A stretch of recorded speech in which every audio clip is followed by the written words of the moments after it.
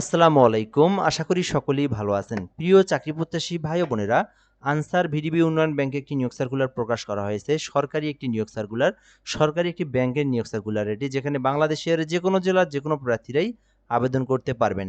আর এই নিয়োগ সার্কুলারে সর্বমোট ৩০০টি পদ রয়েছে। বিশাল বড় একটি নিয়োগ সার্কুলার এটি। তো এই ভিডিওর মাধ্যমে আমি আপনাদেরকে এই নিয়োগ সার্কুলার নিয়ে সকল ধরনের তথ্যগুলোই জানানোর চেষ্টা করব।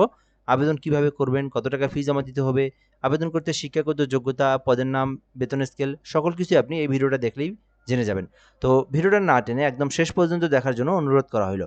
সার্কুলারটা শুরু করার আগে আপনাদেরকে সংক্ষিপ্ত করে একটি বিষয় বলে রাখি। যারা ইউটিউব থেকে ভিডিওটা দেখতেছেন, আপনি আমাদের চ্যানেলে নতুন হয়ে থাকলে অবশ্যই চ্যানেলটি সাবস্ক্রাইব করে রেখে দিবেন এবং ফেসবুক পেজ থেকে যারা ভিডিওটা দেখতেছেন পেজটি ফলো দিয়ে রাখবেন। তাহলে পরবর্তীতে যে সকল নিয়োগ সার্কুলার প্রকাশ করা হবে সহজেই সবার আগে আপনি আমাদের মাধ্যমে জেনে নিতে পারবেন। আনসার ভিডিবি উন্নয়ন ব্যাংকের নিয়োগ সার্কুলার, যেখানে বলা হয়েছে স্থায়ী শূন্যপদে নিয়োগ দেবে, অর্থাৎ চাকরিটা কিন্তু আপনার স্থায়ী চাকরি, ঠিক আছে? আর এখানে বলা হয়েছে বাংলাদেশী নাগরিকরা আবেদন করতে পারবেন। বাংলাদেশের যেকোনো জেলার যেকোনো প্রার্থী, ছেলে হোক মেয়ে হোক, উভয় প্রার্থীরাই আবেদন করতে পারবেন। এবং আবেদনের জন্য লিঙ্ক দেওয়া রয়েছে। avubtelitalk.com বিডি লিঙ্কের মধ্যে প্রবেশ করে আপনার সকল তথ্যগুলো পূরণ করে আবেদন করতে হবে অনলাইনের মাধ্যমেই। এটা ছিল মূলত বিষয়। আচ্ছা, এরপরে কিন্তু আপনার সেই পদের নাম, পদের সংখ্যা এবং শিক্ষাগত যোগ্যতা।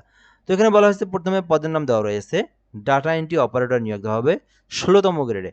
ডাটা এন্ট্রি অপারেটর ১৬ গ্রেডে নিয়োগ দেওয়া হবে, যেখানে বেতন স্কেল বলা হয়েছে ৯,৩০০ থেকে ২২,৪৯০ টাকা। এটা কিন্তু আপনার বেসিক বেতন, ঠিক আছে? তো ডাটা এন্ট্রি অপারেটরে আবেদন করতে চাইলে করতে পারেন। মোট ৩০০টি পদ রয়েছে, বিশাল বড় একটি পদের সংখ্যা, যেখানে সর্বমোট ৩০০টি পদ রয়েছে। আচ্ছা, এরপর হচ্ছে শিক্ষাগত যোগ্যতা। মূলত কারা কারা আবেদন করতে পারবেন? শিক্ষাগত যোগ্যতা বলা হয়েছে কোনো স্বীকৃতি বিশ্ববিদ্যালয় হইতে স্নাতক অথবা ডিগ্রি, অর্থাৎ যারা শুধুমাত্র অনার্স পাস করেছেন অথবা ডিগ্রি পাস করেছেন তাহলে আবেদন করতে পারবেন। শুধুমাত্র অনার্স পাস অথবা শুধুমাত্র ডিগ্রি পাস, তাহলে আপনি আবেদন করতে পারবেন। এটা ছিল তো এটা ছিল মূলত একটা বিষয়। এরপরের বিষয় হচ্ছে এই সার্কুলারে আবেদন করতে একটা অভিজ্ঞতার প্রয়োজন রয়েছে, যেটা হচ্ছে কম্পিউটারের অভিজ্ঞতা। যেহেতু ডাটা এন্ট্রি অপারেটর, অবশ্যই কম্পিউটার সম্পর্কে বেসিক নলেজ থাকতে হবে। তো আপনারা কিন্তু অনেকেই বলতে চান কেমন ধরনের অভিজ্ঞতা থাকতে হবে, কেমন কম্পিউটার জানা থাকতে হবে।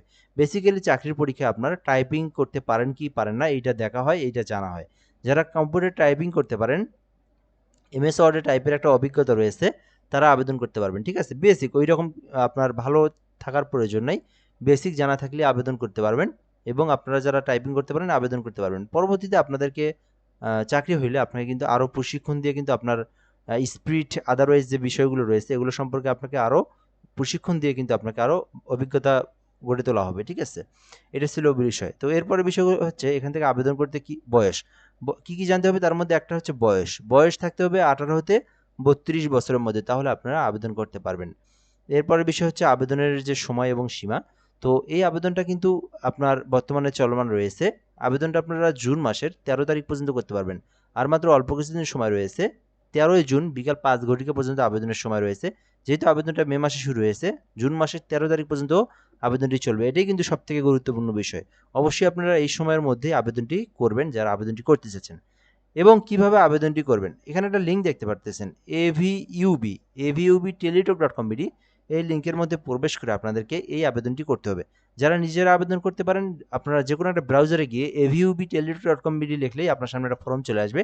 ওই ফর্মটা পূরণ করে আবেদন করতে হবে। আর কেউ যদি আমাদের মাধ্যমে আবেদন করতে চান সেটাও আপনি করে নিতে পারবেন। সেই ক্ষেত্রে হোয়াটসঅ্যাপ নাম্বার রয়েছে, এই নাম্বারে আপনাদেরকে যোগাযোগ করতে হবে। আমাদের এই নাম্বারে যোগাযোগ করলে বাংলাদেশের যে কোনো সরকারি চাকরি আবেদন করে নিতে পারেন একদম ঘরে বসে নির্ভুলভাবে। তো প্রসেসটা হচ্ছে এই নাম্বার হোয়াটসঅ্যাপ এসএমএস দিলে আপনার আবেদনের জন্য যে তথ্যগুলোর প্রয়োজন হয় এগুলো নিয়ে আমরা আপনাকে আবেদন করে সঙ্গে সঙ্গে অ্যাপ্লিকেশন কপির পিডিএফ কপিটা দিয়ে দেওয়া হবে। সো চাইলে যোগাযোগ করতে পারেন। নিজেরা আবেদন করলে সকল তথ্য পূরণ করে আবেদন করার পরে আপনাদেরকে সরকারি ফি যেটা, এটা আপনারা জমা দিবেন। এখানে সরকারি ফি হচ্ছে ১১২ টাকা। এই ১১২ টাকা জমা দিবেন। পেমেন্ট যখন নিজেরা করবেন মিনিমাম যেন আরও ১০ টাকা এক্সট্রা আপনাদের ফোনে থেকে থাকে। আর এখানে বলা হয়েছে যে পেমেন্ট করার প্রসেসটা প্রথমে এভিইউবি লিখবেন, লেখার পরে ইউজার আইডি দিবেন, তারপরে 163 নাম্বার সেন্ড করে দিবেন। পরবর্তীতে পিন নাম্বার দিয়ে পিন নাম্বার দিয়ে 163 নাম্বার সেন্ড করে দিলেই আপনার পেমেন্টটা কিন্তু সাকসেসফুলি সম্পূর্ণ হয়ে যাবে। তো চাইলে আবেদনটি করতে পারেন। যাই হোক, এ পর্যন্ত আজকের ভিডিওটা। এই নিয়োগ সার্কুলার নিয়ে যদি আপনার কোনো কিছু জানার থেকে থাকে কমেন্ট করে বলতে পারেন, রিপ্লাই দিয়ে জানিয়ে দেওয়া হবে ইনশাআল্লাহ। ভালো থাকবেন। আসসালামু আলাইকুম।